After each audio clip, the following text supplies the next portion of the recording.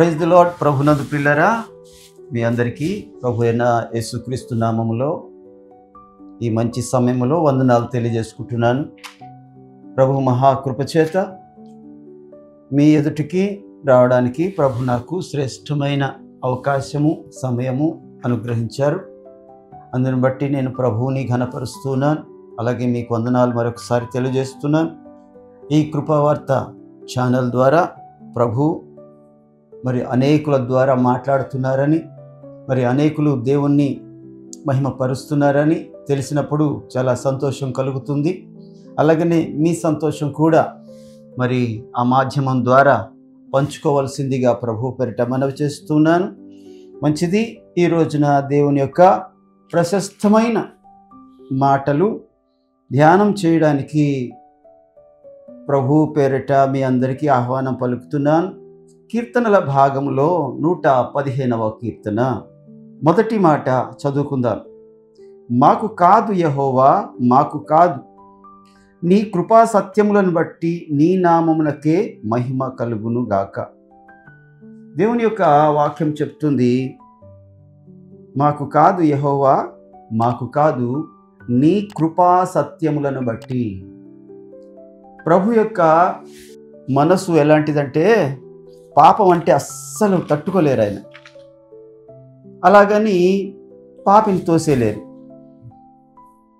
ఆయన కృప కలిగిన దేవుడు, అదే సమయంలో రోషం కలిగిన దేవుడు. పాపం అంటే ఎంత మాత్రము సహించలేని దేవుడు. అందుకని వాక్యం ఏం చెప్తుందంటే, నీ కృప సత్యములను బట్టి. సత్యము అనగా వాక్యము, మరి సత్యము అనగా పరిశుద్ధత, సత్యము అనగా ప్రభువు. మరి ఆ సత్యము పాపాన్ని సహించలేదు. మరి అలా పాపాన్ని సహించకపోతే లోకమందంతటా ఉన్నది పాపులే కదా. మరి దేవుని యొక్క వాక్యం ఏం చెప్తుందంటే, నీ కృపా సత్యములను బట్టి నీ నామమునకే మహిమ కలుగును గాక అని అంటున్నారు. ప్రభు దగ్గర కృప ఉంది, సత్యం ఉంది. సహజంగా చెప్పుకోవాలనంటే, ఒక వరలో 2 కత్తులు ఇమడవు అని లోకంలో ఒక సామెత. ఒక వరలోని 2 కత్తులు పెట్టడానికి కుదరదు, 2 వరలు ఉండాల్సిందే. కానీ ప్రభు అనే వరలో 2 కత్తులు లాంటి ఒక కృప ఉంది, ఒక సత్యం ఉంది. అనగా దేవుని యొక్క సంగతి ఎలాగంటే, ఎక్కడైనా సరే ఒక కోర్టులోని ఒక వ్యక్తి మీద ఏదైనా మరి అభియోగం వచ్చినప్పుడు, ఆ వ్యక్తి దోషి అని తేలినప్పుడు, ఆ వ్యక్తిని మరి విడిపించడానికి ఏ అవకాశము లేనప్పుడు, ఆ వ్యక్తిని నిర్దోషి అని ఆ న్యాయాధికారి లేకపోతే ఆ జడ్జి గారు ప్రకటించలేరు. ఎందుకు అనంటే, అక్కడ కనబడుతుంది, ఆయన నేరం కనబడుతుంది, మరి ఆయనలో ఉన్న ఆ దోషము రుజువు చేయబడింది. రుజువులతో పాటు సాక్ష్యాలతో పాటు మరి ప్రకటించబడింది. కాబట్టి ఆయనకి శిక్ష వేయాల్సిందే. కానీ ప్రభు ఎలాంటివారంటే, ఆయన కృప సత్యం ఉంది. సత్యాన్ని బట్టి ఆయన శిక్షిస్తారు, కృపను బట్టి ఆయన విడిపిస్తారు. ఒకసారి ఒక న్యాయాధికారి లేక జడ్జి గారి ఎదుటికి ఒక దోషిని తీసుకొని వచ్చారు. ఆయన మీద కేసు చేతికి ఆ కాగితాలు అందించారు. అవన్నీ పరిశీలన చేసిన తర్వాత ఆ యొక్క నిందితుడిని ప్రవేశపెట్టండి అన్నారు. ప్రవేశపెట్టమన్నప్పుడు ప్రవేశపెడితే, ఆ ప్రవేశపెట్టిన వాడిని చూడగానే జడ్జి గారు కంగు తిన్నారు. ఎందుకంటారా? ఎందుకు అనంటే, ఆయన ఎవరో కాదు, తన తమ్ముడే. తమ్ముడు అనంటే మరలా ఆయన తర్వాత పుట్టినోడు కాదు, ఆయనతో కలిసి పుట్టిన కవల బిడ్డ. మరి చూసినప్పుడు అచ్చం ఆయనలాగే ఉంటాడు. కాబట్టి ఆయనని విడివిడిగా చూస్తేనే ఇద్దరని చెప్పుకుంటారు. కానీ ఒక్కసారి కానీ ఒకరు లేకుండా ఒకరు చూస్తే ఇద్దరని ఎవరికి తెలియదు. అంత అచ్చుపోలికలు ఉంటాయి. అయితే ఆయన మీద మోపబడిన ఆ అభియోగం సంపూర్ణంగా మరి నిరూపించబడ్డాయి. ఆ యొక్క వాదనల ద్వారా మరి ఆ యొక్క ప్లీడర్లు లేకపోతే లాయర్లు ఏదైతే ఉందో వారి వాదనల ద్వారా నిరూపించారు ఆయన హంతకుడు అని. ఆయన హత్యను బట్టి మరి తేల్చింది ఏంటంటే, ఆయన మరి ఉరి శిక్షకు పంపబడ్డాడు. ఆయన ఉరి శిక్ష వేయబడ్డాడు. అయితే ఆ న్యాయాధిపతి అయిన లేక వారి అన్నగారైనా ఆ జడ్జి స్థానంలో ఉన్న ఆ వ్యక్తి తీర్పిస్తే అదే ఫైనల్ కాబట్టి ఏదో ఒకటి తీర్పు ఇచ్చేద్దాం అని అనుకోలేదు. క్రమముగా సత్యముగా ఏ తీర్పు ఇవ్వాలో ఆ తీర్పే ఇచ్చాడు ఆయన. ఉరి శిక్ష. అయితే ఇప్పుడు కృప వచ్చింది, ఆయనలోని కృప ఉంది. ఏంటి ఆ కృప అంటే ఆయన ప్రభువుని నమ్ముకున్నాడు, ఆయన దేవుని నమ్ముకున్నాడు. యేసుక్రీస్తు ప్రభువుని గురించి ఆయనకు తెలుసు. యేసుక్రీస్తు ప్రభు ఏ పాపము చేయలేదు, అపరాధము చేయలేదు, ఆయన నోట ఏ పాపము లేదు అని దేవుని వాక్యం చెప్తుండగా ఆయన నిర్దోషి అయిన ఆయన మరి మరణం పొందాడు. ఇక్కడ దోషి మరణం శిక్షకు అప్పగించబడితే నిర్దోషి అయిన ప్రభు మరణ శిక్షకు తాను అప్పగించుకున్నాడు మన నిమిత్తం. అయితే ఆ మరణ శిక్షకు ప్రభు ఎందుకు అప్పగించుకున్నాడంటే ఆయన మరణము ద్వారా మనము పరిశుద్ధులముగా అవ్వడానికి, మనము నీతిమంతులుగా తీర్చబడడానికి. చూడండి, దేవుని యొక్క లేఖనాలలో 2వ కొరింథీ పత్రికలో 5వ అధ్యాయములో ప్రభు యొక్క మంచి వాక్యము మనతో ఏమని అంటున్నారంటే, ఎందుకనగా మనం ఆయన యందు నీతి అగునట్లు పాపమెరుగని ఆయనను మన కోసము మరి పాపముగా చేశారంట ప్రభు. పాపమెరుగని ఆయన కోసము, మన కోసము ఆయనను పాపముగా చేశారు దేవుడు. ఎందుకు అనగా మనము నశించిపోవడం ఆయనకి ఇష్టం లేదు. అలాగని మనమేమైనా మంచోళ్ళమా అంటే మనం మంచోళ్ళం కూడా కాదు, మనము మంచోళ్ళం కాదు. అయినా సరే పాపమెరుగని ఆయనను. చూడండి, మరి ఈ పేతురు పత్రికలో 2వ అధ్యాయములో ప్రభు యొక్క వాక్యము 21వ వచనం, క్రీస్తు కూడా మీ కొరకు బాధపడి మీరు తన అడుగు జాడలను బట్టి నడుచుకున్నట్లు మీకు మాదిరి ఉంచి పోయాను. ఆయన పాపము చేయలేదు, ఆయన నోట ఏ కపటము లేదు, ఆయన దూషింపబడి బదులు దూషించలేదు, ఆయన శ్రమ పెట్టబడి ఎదురింపక న్యాయముగా తీర్పు తీర్చు దేవునికి తన్ను తాను అప్పగించుకొనెను. పాపముల విషయమై చనిపోయి నీతి విషయమై జీవించినట్లు ఆయన తానే ఆయన శరీరములో మన పాపములను మ్రాను మీద మోసుకొనెను. ఆయన పొందిన గాయములు బట్టి మీరు స్వస్థత పొందితిరి. వింటున్నారండి? ఎంత మంచి మాటలు. ప్రభు యొక్క వాక్యం ఏం చెప్తుందంటే, ఆయన దోషుల కోసము మరి ఆయన మరణించాడు. కానీ దేవుని యొక్క సన్నిధిలో ఇక్కడ ఒక తమ్ముడిని మరి శిక్షకు అప్పగించాడు. ఆయన కూడా దోషి. అయితే మనం పాపులం కాబట్టి మనల్ని రక్షించడానికి ప్రభు తన ప్రాణాన్ని పెట్టాడు. ఈ అన్న ఏం ఆలోచిస్తున్నాడంటే, ఇప్పుడు నా తమ్ముడు మరణిస్తే నరకానికి వెళ్ళిపోతాడు, నేను మారు మనసు పొందాను, రక్షణ పొందాను, పరిశుద్ధాత్మను పొందాను, బాప్తిస్మం పొందాను, నేను ఒక మంచి క్రైస్తవుడిగా ఉన్నాను, నేను మరణిస్తే, ఈ క్షణం మరణిస్తే నా ప్రభు సన్నిధికి వెళ్ళిపోతాను, నా ప్రభు దగ్గర నేను యుగయుగాలు ఉంటాను. కానీ నా తమ్ముడు ఆ మరణ శిక్ష ద్వారా వెళ్ళిపోతే నరకాగ్నికి వెళ్ళిపోతాడు. అయ్యో, నేను అక్కడ వాడిని చూసి నేను తట్టుకోలేను అని కృప పనిచేయడం మొదలుపెట్టింది. అప్పుడు ఏం చేశారంటే, ఆయన జడ్జి కాబట్టి మరి ఆ యొక్క జైల్లోని ఆయనతో కలిసి మాట్లాడడానికి ఒక పూట పర్మిషన్ తీసుకొని వెళ్ళారు. వెళ్ళి తన తమ్ముడితోని ఒక పూట అంతా మాట్లాడుకోవడానికి అవకాశం తీసుకున్నారు. మరి వచ్చిన తర్వాత తన తమ్ముడు ఉండిపోయాడు, ఆయన వెళ్ళిపోయాడు. ఆ రోజు వచ్చింది, ఆ శిక్ష, ఉరి శిక్ష మరి అమలు చేయబడిన రోజు వచ్చింది. తీసుకెళ్ళారు ఆయనను, ఎప్పటి వలె మరి ఉరి తీసేశారు. అయితే ఇంటి దగ్గరికి వచ్చిన అన్న కుమిలి కుమిలి కుమిలి కుమిలి కుమిలి కుమిలి ఏడుస్తున్నాడు. అయ్యో అయ్యో, నా కోసమే నువ్వు మరణించావా అన్నయ్య అని ఏడుస్తున్నాడు. అర్థమవుతుందా? అక్కడ లోపల జైల్లో ఉండిపోయినాడు తమ్ముడు కాదు, అన్నయ్య. వాళ్ళిద్దరూ ఒకే రూపంలో ఉండబట్టి ఈయన అక్కడ ఆయనకు బదులుగా మరణించాడు. ఆయనకు బదులుగా జడ్జి బట్టలేసి బయటికి ఈయన పంపించేశాడు. ఆయన త్యాగాన్ని బట్టి ఈయన మార్పు చెందాడు.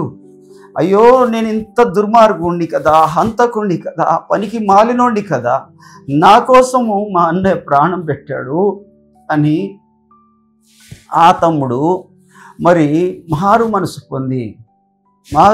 పొంది మరి ఆయన తన పాపముల విషయమై పశ్చాత్తాపడ్డాడు.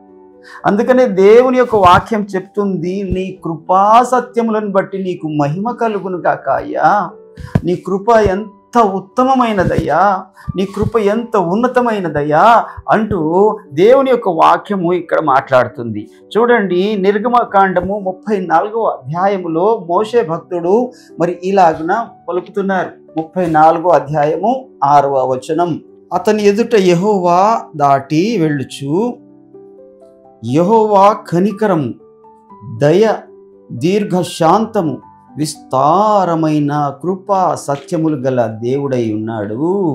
ఈ రోజున దేవుని దగ్గర కృప ఉంది, సత్యం ఉంది.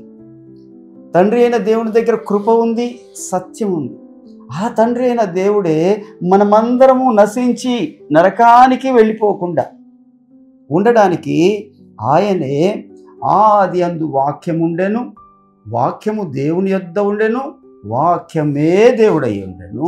ఆ వాక్యమై ఉన్న దేవుడు కృపా సత్య సంపూర్ణుడిగా, కృప కలిగిన దేవుడు మరి శరీరాన్ని ధరించుకొని కృపా సత్య సంపూర్ణుడిగా మన మధ్యలోనికి వచ్చారు.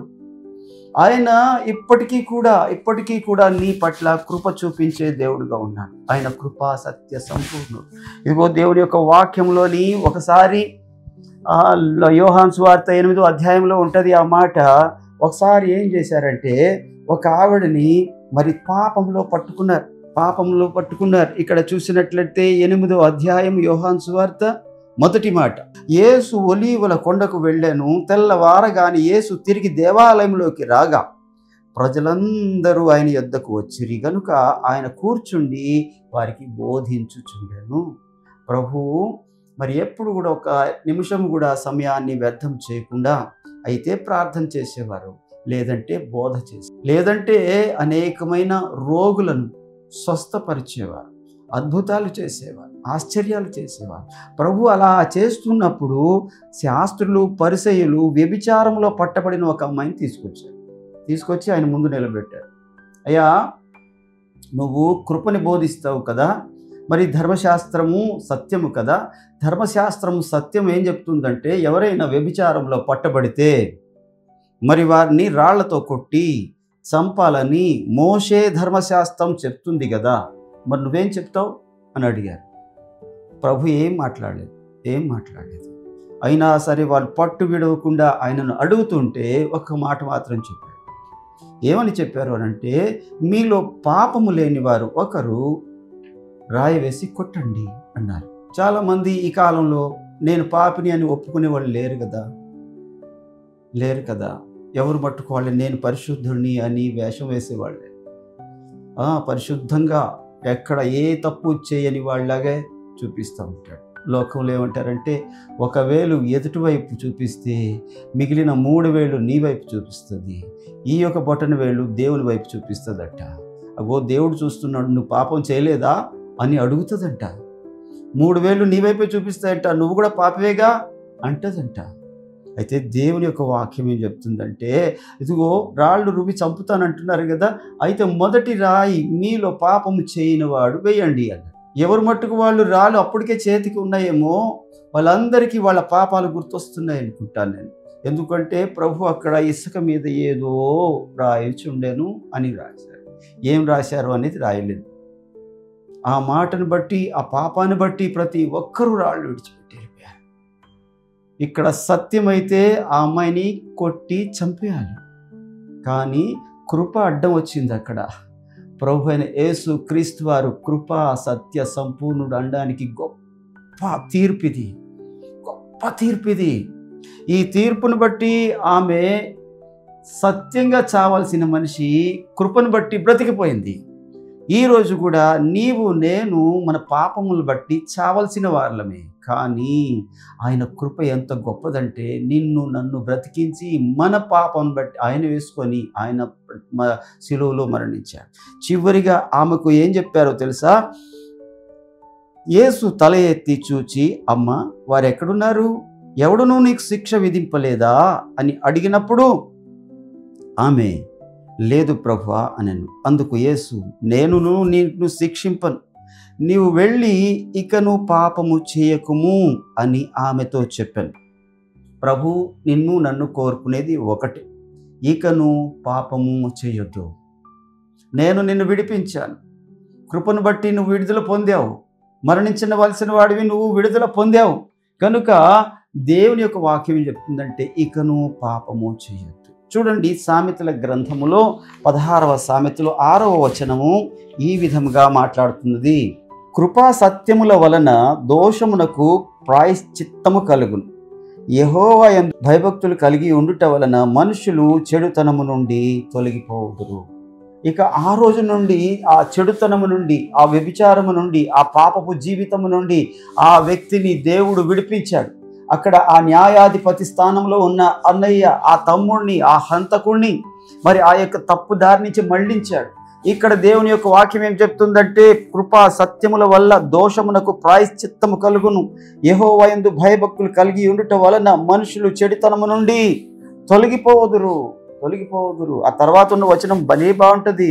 ఒకని ప్రవర్తన యెహోవాకు ప్రీతికరమైనప్పుడు ఆయన వారి శత్రువులను సైతం మిత్రులుగా మార్చును.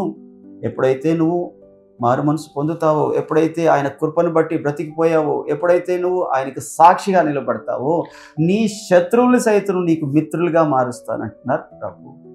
ఈ రోజున దేవుడు నాతోనే మాట్లాడుతున్నారు. ఏమంటున్నారంటే ఆయన కృపా సత్య సంపూర్ణుడిగా ఉన్నాడు. ఆ వాక్యము ధరించుకున్న ప్రభు, ఆయన వాక్యమై ఉన్న ప్రభు, శరీరాన్ని ధరించుకుని కృపా సత్య సంపూర్ణుడిగా మన మధ్యలోకి వచ్చిన ప్రభు ఈ రోజున నీతో మాట్లాడుతున్నాడు. ఇంకో మాట ఏం చెప్తుందో చూసారా? కీర్తనల గ్రంథము 138వ కీర్తన 2వ మాట, నీ పరిశుద్ధాలయము తట్టు నేను నమస్కారము చేయుచున్నాను, నీ నామం అంతటి కంటే నీవిచ్చిన వాక్యమును నువ్వు గొప్ప చేసి ఉన్నావు, నీ కృపా సత్యములను బట్టి నీ నామమునకు కృతజ్ఞతాస్తుతులు నేను చెల్లించెదను.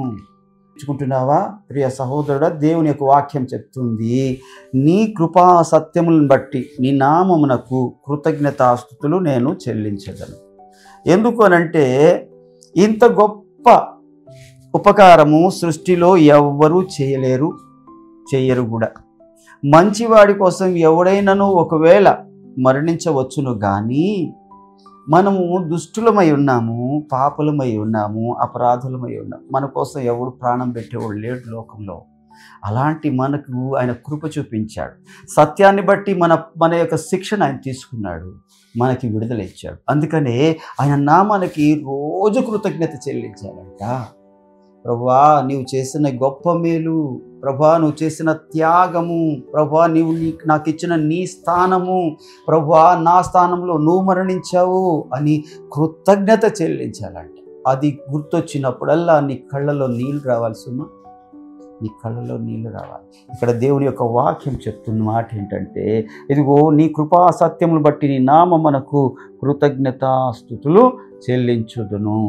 ఇక చివరి మాట కీర్తనల గ్రంథము 40వ కీర్తనలో 11వ మాట ఇలా ఉంది, యెహోవా నీవు నీ వాత్సల్యాత్స్యమును నాకు దూరము చేయవు, నీ కృపా సత్యములు ఎప్పుడునూ నన్ను కాపాడును గాక. అవును, మనం మనుషులం కదండి, ఎప్పుడు అలాగే ఉంటాము, పరిశుద్ధులుగా ఉంటామని చెప్పడానికి గ్యారంటీ లేదు.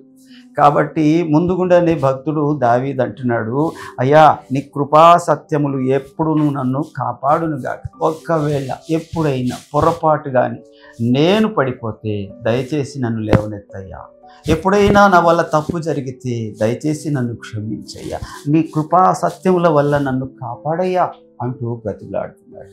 అవును, అలాంటి ప్రార్థన మనకి అవసరమై ఉంది. మనము ఆయనకి కృతజ్ఞత చెల్లించాలి, మనము ఆయనకి మహిమను ఆరోపించాలి, మనము ఆయన దీర్ఘశాంతమును బట్టి, దయను బట్టి, కృపా సత్యములను బట్టి ఆయనను ఘనపరచాలి.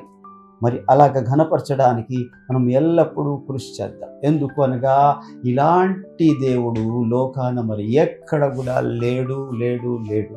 దేవుడి పరిశుద్ధ వాక్యము నీ జీవితములో, నా జీవితములో నిత్యము ఆశీర్వదించి మరి మనకు ఆయన కృప అనుగ్రహించునుగాక.